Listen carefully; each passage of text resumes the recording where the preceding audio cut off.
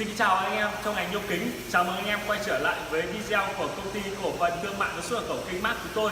Thì ngày hôm nay tôi sẽ đưa đến cho anh em một video thật hữu ích, một video về tổng quan một dàn máy làm cửa nhôm sinh pha. Mời anh em cùng tham quan tôi về trước tiên là con máy cắt. Thì hiện nay trên thị trường chúng ta có rất là nhiều dòng máy cắt như 05, 08, 09 hoặc lưỡi cắt 500. Thì anh em nghe thấy câu lưỡi cắt 500 chỉ có dòng lưỡi cắt 500 thì mới có đẩy từ dưới lên. Nhưng công ty thương mại và cổ phần xuất nhập khẩu Kinh Mác chúng tôi đã đưa về một sản phẩm mới nhất trong thị trường tháng 11 năm 2019. Đó là dòng máy cắt P30 như anh em có thể quan sát trên màn hình đây, là lưỡi cắt đẩy từ dưới lên. Đó. Tôi xin đi sâu và nói thêm về tổng quan cơ khí của dòng máy cắt P30 này. Máy cắt P30 có tổng quan chiều dài từ tủ điện cho đến đuôi máy là 5,5 m. Toàn bộ hệ thống sơn trong và ngoài là hệ thống sơn tĩnh điện, sẽ giúp tuổi thọ của máy và khung bệ sẽ được bền bỉ hơn. Như anh em quan sát đây, toàn bộ hệ thống khung gầm bệ là được làm bằng sắt hộp sắt xi rất là chắc chắn.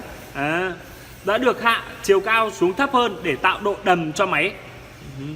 Tiếp theo, máy được trượt trên hai đầu máy sẽ được trượt trên dây gọi là dây phi 40 tiện bằng CNC, dây tròn liền thân liền bệ. Như anh em có thể quan sát đây, liền thân liền bệ.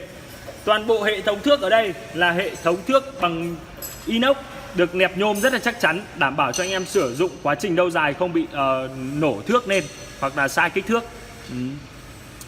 Tiếp theo về phần hai đầu máy, thì hai đầu máy ở đây được bố trí rất là gọn gàng bằng hộp vuông và lưỡi cắt được đẩy từ dưới lên.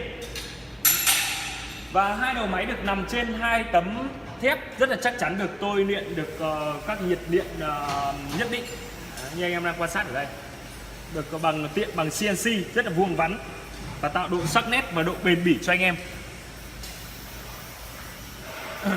Tiếp theo tôi xin đi sâu thêm về phần motor và công suất. Motor là motor vuông. Như anh em có thể quan sát đây, motor vuông sản xuất của Italia. Motor vuông được làm bằng vỏ bằng nhôm. Sẽ giúp anh em sử dụng trong quá trình lâu dài, sẽ được tản nhiệt tốt hơn sau các quá trình sử dụng của anh em. Lưỡi cắt Tenziu công nghệ của Nhật Bản. Lưỡi cắt đường kính 450. Tất cả các hệ thống chuyển bít tông đẩy lưỡi cắt và chuyển góc là hệ thống bít tông dầu. Bít tông dầu này sẽ giúp trợ lực cho tất cả các quá trình đẩy lưỡi cắt hoặc chuyển góc sẽ trơn tru hơn, mượt mà hơn. Bít tông rất là to ở đây, anh em có thể xem kích thước tại ở đây. Phần tiếp theo nữa là đầu máy sẽ trượt lên bằng dây mang cá gọi là dây vuông, dây tiện bằng CNC. Tất cả hệ thống of bi ở đây là biôm. Như anh em thấy quan sát đây đều là biôm. Vì khi quá trình sử dụng đẩy lên thì dây mang cá sẽ tạo độ chắc chắn hơn và chính xác lên độ cao nhất cho anh em. Tiếp theo nữa tôi xin giới thiệu cho anh em, đó chính là phần dây ở đây. Phần dây ở đây là dây cũng thuộc dạng biôm, được có bọc một lớp cao su ở đây. Khi anh em có thể trượt trên đầu máy, tất cả các cao su này sẽ giúp trợ năng là quét hết tất cả các mặt nhôm ở trên dây này, sẽ không gây ra tình trạng là kẹt bi hoặc là di chuyển đầu máy nó sẽ nặng. Tất cả hệ thống bi đều có dầu hết, đều được bơm dầu lên. Tiếp theo cái phần chi tiết nhỏ nhất đó là chốt hãm hơi. Ở đây anh em có thể quan sát đây, chốt hãm hơi. Anh em lấy giúp anh em lấy kích thước rất dễ dàng, nhưng các dòng máy ngày trước anh em phải sử dụng là chốt cơ. Mỗi lần lấy kích thước xong anh em phải quay như này sẽ siết vào rất là lâu, mất tốn thời gian. Bọn tôi được cải tiến ưu việt hóa hơn, đó là chốt hãm hơi. Sau khi anh em có thể kéo ra lấy kích thước thì có thể chốt lại, cái hiệu quả công việc anh em nhanh hơn. Tiếp theo nói đến phần tủ điện. Phần điện ở bên trong đây thì máy đã được cải tiến. Tất cả điện ở đây là điện Schneider. Anh em biết hãng điện Schneider là chuyên dùng trong các thiết bị máy móc rất là tốt. Thì phần được bóc tách ra rất là gọn gàng ở đây, gồm hai cục automat và hai cầu chì, cục chống đảo pha và hai con khởi động từ đều là hãng của Schneider. Tất cả hệ thống điện đây là hệ thống điện được bọc vòng cao su, cam kết lõi đồng 100% với anh em. Và có thêm một con bộ chuyển đổi 24V sẽ giúp trợ năng cho tất cả các con van điện từ dưới đây, sẽ không thể gây ra chập cháy nổ và sẽ điều áp điện tốt hơn, ổn định hơn trong quá trình sử dụng về lâu về dài. Tiếp theo nữa là hệ thống ở đằng sau. Tất cả những con bít tông chuyển từ nắp chụp cho đến chốt góc hoặc là quay góc hoặc đẩy lưỡi cắt được toàn là bít tông to, giúp cho anh em thể sử dụng về lâu về dài tốt hơn, chắc chắn hơn, bền bỉ hơn. Hệ thống hộp dầu đây được thiết kế cải tiến hệ thống hộp dầu trong suốt. Đấy, như anh em thể quan sát ở đây. Hệ thống bình dầu là trong suốt, có cốc lọc dầu, rất là tránh được những tình trạng mà bụi bẩn vào bên trong sẽ gây ra tắc các cái vòi phun dầu làm mát và lưỡi cắt. Tiếp theo nữa được cải tiến nữa đó là toàn bộ hệ thống dây bọc ở đây là dây xích rất là chắc chắn, bền bỉ. Nhưng anh em thể nhìn tôi có thể đứng lên và không việc gì. Không còn như cái dòng trước là dây nhựa, anh em sử dụng trong quá trình về lâu về dài sẽ bị vỡ ra và sẽ có thể gây ra hỏng cái đường dây hơi này và đường dây điện.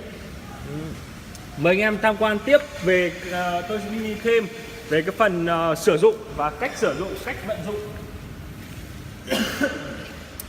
Tại sao người ta gọi là máy cắt P30? Thì sau đây tôi xin nói thêm là tất cả hệ thống kẹp ở đây là hệ thống kẹp bằng 4 bít tông rất là chắc chắn. Nó có thể cắt cho anh em những cái đề C mỏng nhất và tốt nhất, sẽ không có hiện tượng khi đi lưỡi thu về sẽ không kéo theo đề C, gây ra những tình trạng là kẹt lưỡi, mẻ me, móp nhôm. Thì mời anh em xem tất cả các hệ thống ở đây đều là hệ thống bằng đã được Việt hóa cho anh em, giúp cho anh em nào mới vào nghề có thể dễ dàng sử dụng. Tất cả các cái nút những cái nút công tắc ở đây là những nút bấm đây đều được bọc bằng cao su, tránh cái tình trạng mạt nhôm vào thì sẽ gây ra chập cháy nổ ở trên tất cả các cái mạt nhôm này, sẽ bị rò rỉ điện. Đó. Thì sau đây tôi xin cắt thử cho anh em xem về chất lượng của lưỡi cắt và chất lượng của tất cả các cái bản DC này. Tại sao tôi để nói chuyên sâu và nó hữu ích như thế nào thì sau đây anh em theo dõi. Đó. Được có thêm một nút chốt góc sẽ an toàn hơn cho anh em sử dụng. Thì khi anh em lấy được kích thước và góc bao nhiêu thì anh em sẽ chốt góc lại, sẽ an toàn hơn. Và tất cả hệ thống bít tông kẹp này, anh em xem tôi sẽ cắt những cái đề C mỏng nhất ở đây cho anh em xem. Đó.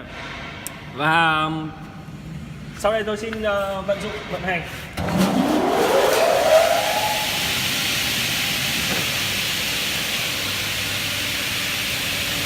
Như anh em có thể quan sát ở đây,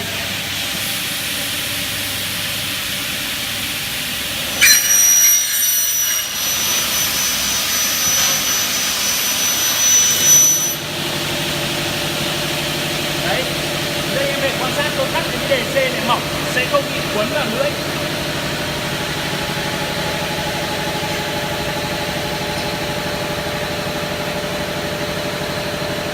Là cái ok đấy chứ.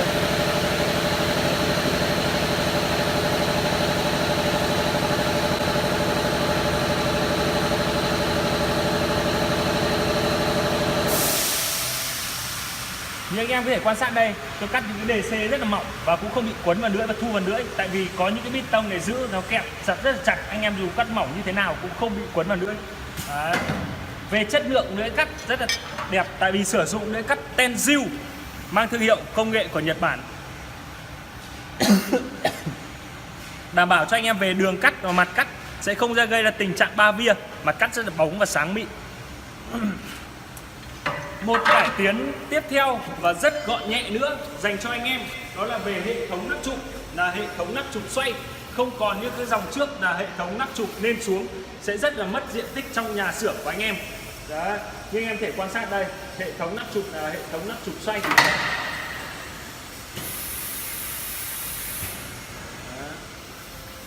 Như anh em đang quan sát ở đây, tôi sẽ cho gần lại tí để anh em có thể dễ quan sát hơn.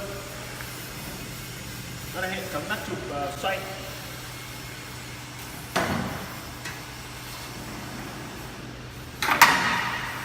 Toàn bộ hệ thống nắp trụ xoay nhìn rất là bắt mắt và gọn nhẹ. Một điểm tiếp theo ở phần thước cơ này như anh em thể quan sát ở đây, đó là về phần đã được thiết kế và cải tiến gồm hai kính lúp ở đây giúp anh em có thể dễ dàng quan sát hơn. độ phân giải có thể tốt hơn cho anh em, để cho những kích thước số đo chuẩn xác nhất, chính xác nhất, và được thêm trợ năng thêm một bộ đèn chiếu sáng ở đây. Đấy, giúp anh em nhà xưởng nào có thể tối có thể quan sát dễ dàng hơn. Tiếp theo ở trong phần làm cửa nhôm sinh pha không thể thiếu được đó chính là phần của máy ép góc mang thương hiệu Fentech của chúng tôi. Anh em để quan sát đây, tất cả các hệ thống của máy ép góc ở đây đều được nằm trên những tấm thép tôi luyện chắc chắn nhất và được dung nhiệt ở trên những phần chắc chắn nhất. Đây là máy ép góc kỹ thuật số, giúp cho anh em có thể lấy được thông số và điều chỉnh rất là nhanh và dễ dàng hơn. Và tiếp theo phần cải tiến về phần tủ điện rất là gọn gàng, vẫn có phần automat và cầu chì và cục chống đảo pha và con khởi động từ, giúp cho anh em có thể khởi động máy dễ dàng hơn, điều tiết tốt hơn. Toàn bộ hệ thống dao ở đây chỉnh sau khi kỹ thuật chúng tôi bàn giao sẽ căn chỉnh từng chi tiết nhỏ nhất và nêu lên những cái độ chính xác nhất. Đó, anh em thể quan sát đây, tất cả hệ thống dao được là bằng thép rất là chắc chắn, bền bỉ. Tiếp theo tôi xin nói thêm đó là phần con máy phay đầu đố. Như anh em thể quan sát ở đây, máy phay đầu đố đây là mang thương hiệu Fentech, máy phay đầu đố thay dao nhanh. Tất cả những cái tính năng ở đây chúng tôi đã việt hóa tất cả cho anh em, rất là dễ dàng sử dụng. Về phần thay dao, anh em chỉ sử dụng bằng một công tắc như thế này, anh em thể thay được dao. Như anh em đang làm cửa đi hoặc cửa sổ sẽ căn cứ ở kia, anh em thể thay dao rất là nhanh và gọn. Phần tiếp theo không thể thiếu được trong một dàn, dù máy làm cửa nhôm sinh pha hay là làm nhôm Việt Pháp hay PMA, đều phải có một bình nén khí. Như anh em thể quan sát đây, đây là bình nén khí Kinh Max, mang hiệu Kinh Max, bình nén khí 300 lít. Đấy. Vậy thì tôi xin kết thúc video ở đây. Anh em nào có nhu cầu xin liên hệ theo số điện thoại trên màn hình và có thể qua trực tiếp các trụ sở của chúng tôi như chi nhánh ở Hà Nội, tại khu công nghiệp Yên Nghĩa, Quang Trung, Hà Đông, Hà Nội, hoặc là qua trực tiếp trụ sở thứ hai đó là khu công nghiệp Hòa Khánh, quận Liên Chiểu, thành phố Đà Nẵng, hoặc là chi nhánh số 3 ở trong thành phố Hồ Chí Minh đó là khu công nghiệp Quang Trung, phường Hiệp Thành, quận 12, thành phố Hồ Chí Minh. Xin chào và hẹn gặp lại anh em. Nếu em nào có nhu cầu xin để lại số điện thoại hoặc phần comment bên dưới, và đừng quên nhớ ấn like, subscribe kênh để được theo dõi những các dòng máy tốt hơn để hỗ trợ anh em về trong quá trình làm việc. Xin chào và hẹn gặp lại anh em.